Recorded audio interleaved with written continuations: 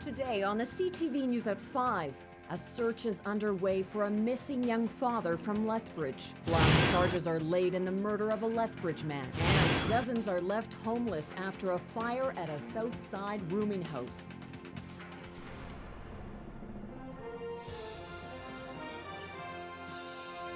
CTV News with Jackie Scantlebury. Good afternoon. A search is underway for a missing 25-year-old Lethbridge man. Friends say that Matthew Robillard failed to show up for work yesterday in Picture Butte. It's about 25 kilometers north of Lethbridge. His car, it's been found in Calgary, and police there say there are reasons to consider the case disturbing. Meanwhile, friends and family of Robillard's church have started an extensive search. Terry Vogt reports. Friends have nothing but good things to say about 25-year-old Matthew Robillard. They describe him as a family man, the father of a 6-month-old son who would never go this long without contacting his wife Angelina or his family. Nicest guy in the world, and not somebody that you'd ever suspect anything, strange going on with him. That's why friends were immediately concerned when they heard Robillard failed to show up for work. He left his West Lethbridge home at around 7:30 Thursday morning on his way to the Scotiabank in nearby Picture Butte.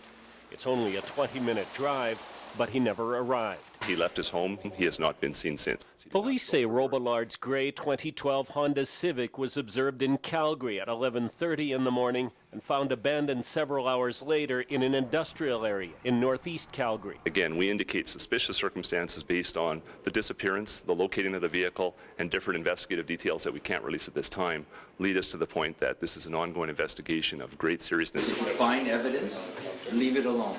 Family and friends were out all night, checking gas stations, convenience stores, and other locations where Robillard may have stopped. And with support from members of the LDS Church, the search has been expanded to cover all main routes between Lethbridge and Calgary. Friends say they can't sit around and do nothing, so they've been driving all the highways, checking back roads and stopping at farms like this one, searching the outbuildings and bushes. How do you not do something when you know the family and they're sitting at home just waiting for feedback, and the police can only do so much. They need people out on the ground. Certainly the uncertain and not knowing makes it challenging and difficult, but we try very much to rely on our faith and hope that can get us through. Friends are also expressing that faith through prayers to give the family strength and that Robillard will return home safely. Terry Vogt, CTV News, Lethbridge. Friends say Robillard's cell phone, identification, and credit cards were found in the vehicle. They're also reporting that the car was found with a window smashed in and that a man with bushy hair had been seen driving the vehicle earlier in Calgary. Charges have been laid in Lethbridge's first homicide of 2013. An investigation that began on January the 13th has led to the arrests of 2 men after officers executed a number of search warrants and followed up leads throughout southern Alberta. Second-degree murder charges have now been levied against 37-year-old Michael Stanley Charles Mitchell and 21-year-old Addison Nicholas Wakefield. Daryl Rummeld reports. Pleased to announce that we've arrested and charged 2 people for the murder of Mr. George Spann. Officers say it was a targeted, drug-motivated attack that led to the death of 58-year-old George Robert Spann, an attack carried out by 2 men, 37-year-old Michael Stanley Charles Mitchell of Raymond and 21-year-old Addison Wakefield, each now facing 1 count of second-degree murder. As all these investigations go, there's usually a number of people that we need to talk to. They were among those people that we had their names early on, but a couple of things had to occur. Number one, we had to find at least one of them, which was found in Calgary. Police say the 3 men knew each other and all were said to have led drug-involved lifestyles. Spann's body was found inside his home along the 200 block of Stafford Bay North on January 14th after a friend who'd been unable to reach him went to check on him and found him inside. An autopsy showed Spann died from stab wounds. I can't get into the specifics of what the mechanisms of the drug activity were such that it led to murder, but it is drug-related at its core. Wakefield has a violent history. He served 18 months for manslaughter in the 2009 stabbing death of 31-year-old Lyle Madge, a murder that shocked and outraged the small community of McGrath. Why you were taken from us, I will never understand. And we will make sure the person or persons responsible for this are put away. When Wakefield was sentenced, Madge's family called it a slap on the wrist, but a step on the long staircase towards closure. Today, they're simply speechless. Police say they can't talk about the factors that led to the charges being laid against Wakefield and Mitchell because it's now before the courts. They say both men made their first court appearance this morning and have been remanded in custody. Daryl Rummelt, CTV News, Lethbridge. In October of 2010, Wakefield pleaded guilty to the lesser charge of manslaughter and received a 48-month jail term and a 10-year fire prohibition in the McGrath death. He was credited with time spent in pretrial custody. Both men will be back in court on February the 22nd. And RCMP are investigating a fatal crash north of New Dayton last night. A car and a pickup truck were southbound on Highway 4 around 10:30 last night when the car was rear-ended. Both vehicles ended up in the ditch. The driver of the car, Alice Rarick of New Dayton, was pronounced dead at the scene. The driver of the pickup was treated for minor injuries and released from hospital. Alcohol and road conditions were not factors, but RCMP say they are continuing to investigate. Meanwhile, Didsbury RCMP are investigating a fatal crash involving a Vulcan man. That one happened around 1:15 this morning, about 14 kilometers west of Carstairs. Police say a pickup was eastbound on Highway 580 when it hit the south ditch and hit a bridge. The driver, a 45-year-old man from Vulcan, died at the scene. His name has not been released. And a man in his 40s is recovering in hospital after being hit by a car while riding his bike. It happened just before 3 o'clock this afternoon on 13th Street North in Lethbridge.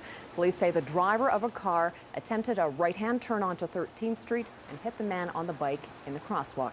Police and paramedics arrived on the scene quickly. The man was taken to hospital and is listed in stable condition. Charges are pending against the driver. Well, it was originally billed as the largest grow-op bust in Lethbridge history, but it turns out those hundreds of plants dug out of a backyard in North Lethbridge weren't marijuana after all. But today, 41-year-old Ryan Thomas Rockman pleaded guilty to possession of marijuana and possession of cannabis resin and was fined $2,000 for having 700 grams of pot on him when he was charged. Nothing to do with the plants in his backyard. Back in July, police seized these, what they believe to be 1,600 marijuana plants from a backyard in the 900 block of 13th Street North. Samples were sent to a lab for testing, and police now say the plants tested negative for the THC, indicating that they're not marijuana. Lab tests, though, did not identify the plants. Well, a former Lethbridge man who helped tackle an Edmonton man accused of voyeurism is getting some credit. It was all caught on tape by a CTV camera earlier this week in Edmonton. 28-year-old Scott Raymond Gagné made his first court appearance yesterday on a charge of voyeurism. It's alleged he was taking photos in a women's washroom at the University of Alberta Hospital on Tuesday. Now, if found guilty, he could be sentenced to 6 months in jail or fined up to $2,000. I just heard the screams and he started, I saw the fellow running. So I didn't actually know what was going on. Like I said, it just seemed wrong. And it seemed like he was running for not good reasons. So I took off after him. Danny is a former Lethbridge resident. Now, he and another man restrained the suspect for several minutes before authorities arrived. Ashay Tuno was also able to grab the man's cell phone and hand it over to police. The Good Samaritans remain humble about what they did, making that snap decision to step in, brushing off concerns for their own safety. Gagné will be back in court next Thursday.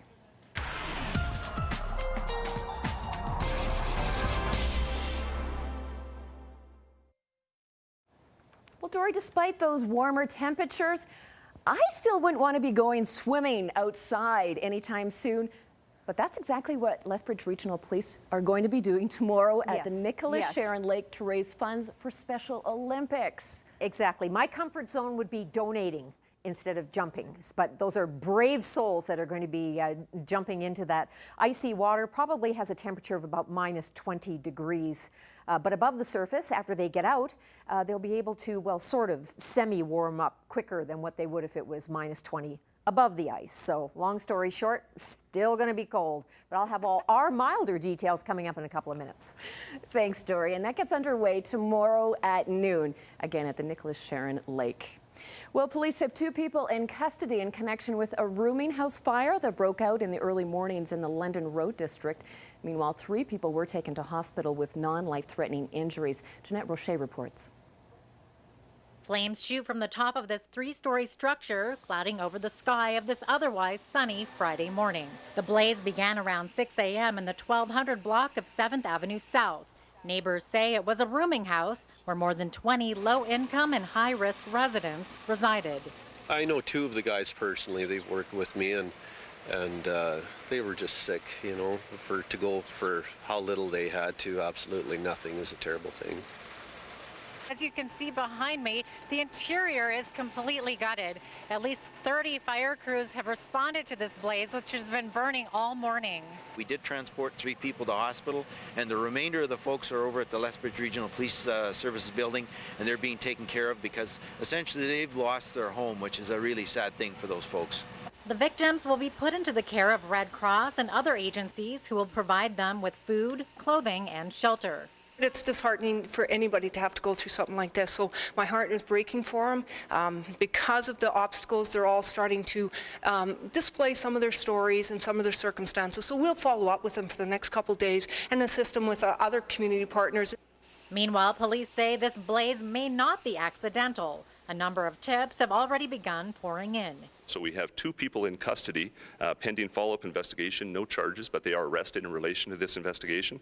And 40 years old, 25 years old, 2 females, and they are associated to the property, not guests thereof, but associated to the property. Well, at this point, we have investigators interviewing the people that were in the building at the time the fire started, and this will take a long time. This fire investigation is going to involve several days, and we likely won't have a cause for quite a while. Jeanette Roche, CTV News, Lethbridge. Now, earlier today, firefighters indicated that there may have been about 4 or 5 people from the house who weren't accounted for and believe they may have gone to stay with friends. But if you know someone who got out of the structure but didn't check in with police, please tell them to do so immediately.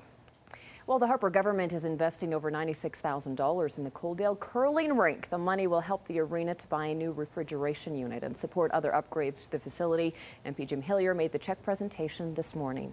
Speaking of money, the Dow closed above 14,000 for the first time since October of 2007. Hear how the markets wrapped up the week.